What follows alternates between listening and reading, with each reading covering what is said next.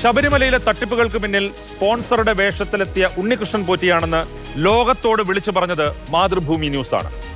ഇപ്പോൾ ദിവസങ്ങൾക്ക് ശേഷം ഉണ്ണികൃഷ്ണൻ പോറ്റി പോലീസിന്റെ പിടിയിലുമായി. തന്നെ ചിലർ കുടുക്കിയതാണെന്നാണ് പോറ്റി മാധ്യമങ്ങളോട് പറഞ്ഞത്. ദശലക്ഷക്കണക്കിന് അയ്യപ്പ ഭക്തരുടെ വികാരത്തെ മുറിപ്പെടുത്തിയ ഉണ്ണികൃഷ്ണൻ പോറ്റിക്ക് ദേവസ്വം ബോർഡിൽ നിന്നുൾപ്പെടെ സഹായം കിട്ടിയിട്ടുണ്ടെന്ന് വ്യക്തമാണ്. ഇന്നത്തെ പ്രൈം സ്റ്റോറി: ഉണ്ണികൃഷ്ണൻ പോറ്റിക്ക് ഒപ്പം ആരൊക്കെ? ഉണ്ണികൃഷ്ണൻ പോറ്റിയെ കുടുക്കിയത് ആര്? ഉണ്ണികൃഷ്ണൻ പോറ്റിയെ കുടുക്കിയത് ആരെന്ന് ചോദിച്ചാൽ ലളിതമായ ഉത്തരം സ്വയം കുടുങ്ങി എന്നത് തന്നെ. ഇത്രയും വലിയ തട്ടിപ്പിന്റെ മാസ്റ്റർ ബ്രെയിൻ ഉണ്ണികൃഷ്ണൻ പോറ്റി തന്നെയാണെന്നാണ് പോലീസ് തയ്യാറാക്കിയ റിമാൻഡ് റിപ്പോർട്ട് വ്യക്തമാക്കുന്നത്. കോടതിയിൽ ഹാജരാക്കി പുറത്തിറക്കുമ്പോഴും തന്നെ മറ്റാരോ കുടുക്കിയെന്നാണ് പോറ്റി പറഞ്ഞത്.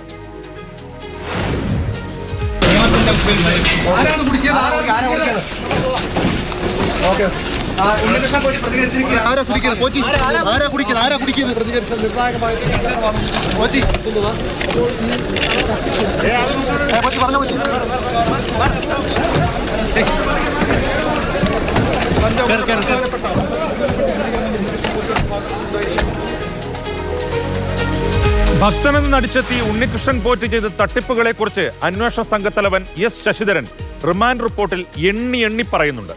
ശബരിമല ശ്രീകോവിലെ ദ്വാരപാലക ശില്പങ്ങളിൽ പൊതിഞ്ഞിട്ടുള്ള സുമാർ 2 കിലോ തൂക്കം വരുന്ന സ്വർണം ചതി ചെയ്ത് വിശ്വാസവഞ്ചന ചെയ്ത് എടുത്തുവെന്നാണ് റിപ്പോർട്ടിൽ പറയുന്നത്. ഇങ്ങനെ പറ്റിച്ചെടുത്തത് ചില്ലറ സ്വർണമല്ല, 1.5 കിലോയോളം വരും. ഇന്നത്തെ വിലയനുസരിച്ച് ഇങ്ങനെ മോഷ്ടിച്ചെടുത്തതിന് മാത്രം 2 കോടിയോളം രൂപയുടെ മൂല്യമുണ്ടാകും. റെക്കോർഡ് ചെയ്തില്ലെന്ന് പറഞ്ഞാണ് 14 ദിവസത്തെ അവർ പോലീസ് കസ്റ്റഡി ആവശ്യപ്പെട്ടിരുന്നു. 14 ദിവസത്തേക്ക് ആവശ്യപ്പെട്ടിരുന്നു. ഇവിടുന്ന് റാന്നിയിൽ നിന്ന് വിൽസൺ മേനോട്ടാണ് വക്കാലത്ത് സമർപ്പിച്ചിട്ടുള്ളത്.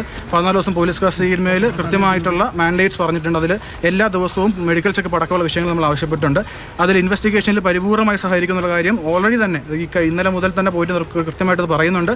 ശാസ്ത്രമംഗലം അജിസാർ ഉൾപ്പെടെയുള്ള ആളുകൾ കൃത്യമായിട്ട് കാര്യം പറഞ്ഞിട്ടുണ്ട്. നമുക്ക് സഹകരിക്കുന്ന യാതൊരു ബുദ്ധിമുട്ടും ഇല്ല. പക്ഷേ 14 ദിവസം കൂടുതലൊന്ന് കോടതി ധരിപ്പിച്ചിട്ടുണ്ടായിരുന്നു. കോടതി കൃത്യമായിട്ട് മാൻഡേറ്റ് നടപടി ഇപ്പോൾ കോടതി സ്വീകരിച്ചിട്ടുണ്ട്.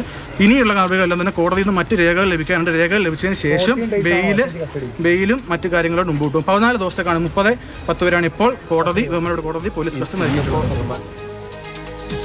പോലീസ് തയ്യാറാക്കിയ റിമാൻഡ് റിപ്പോർട്ടിൽ ഉണ്ണികൃഷ്ണൻ പോറ്റിയുടെ തട്ടിപ്പുകളെ കുറിച്ച് വിശദമായി പറയുന്നുണ്ട്.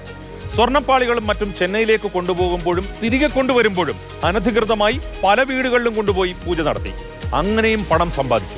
ശബരിമലയിലെ സ്വർണ്ണപ്പാളികളിൽ സ്വർണം പൂശാനെന്ന പേരിൽ പല ഭക്തരിൽ നിന്നും സ്വർണം വാങ്ങിയതായും അന്വേഷണ സംഘത്തിന് വിവരം കിട്ടിയിട്ടുണ്ട്. ചുരുക്കത്തിൽ അയ്യപ്പനെ വെച്ച് ഉണ്ണികൃഷ്ണൻ പോറ്റി കോടികൾ സമ്പാദിച്ചു. ഉണ്ണികൃഷ്ണൻ പോറ്റി മാത്രമല്ല ഇതിന് പിന്നിൽ. എല്ലാത്തിനും ഒത്താശ ചെയ്ത് ദേവസ്വം ബോർഡിലെ ഉദ്യോഗസ്ഥർ ഉൾപ്പെടെയുള്ളവരുണ്ട്. ചെമ്പാണെന്ന് പറഞ്ഞ് പാളികൾ ഇളക്കിക്കൊണ്ടു പോകുമ്പോൾ ദേവസ്വം ബോർഡുകാർക്കും അറിയാമായിരുന്നു അത് ചെമ്പല്ല, സ്വർണമാണെന്ന്. പല തരത്തിലുള്ളവരാണ് അയ്യപ്പ സന്നിധിയിൽ എത്തുന്നത്. ഒന്ന്, അയ്യപ്പന് എന്തും എത്രയും കൊടുക്കുന്നവർ.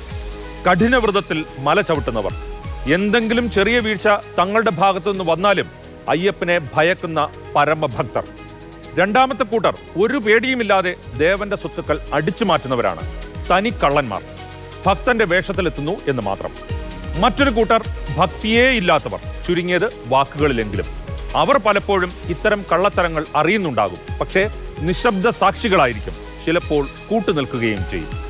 യഥാർത്ഥ ഭക്തർക്ക് പറയാൻ ഒന്നേ ഉണ്ടാവൂ: അയ്യപ്പനെ നീയേ തൊടാം.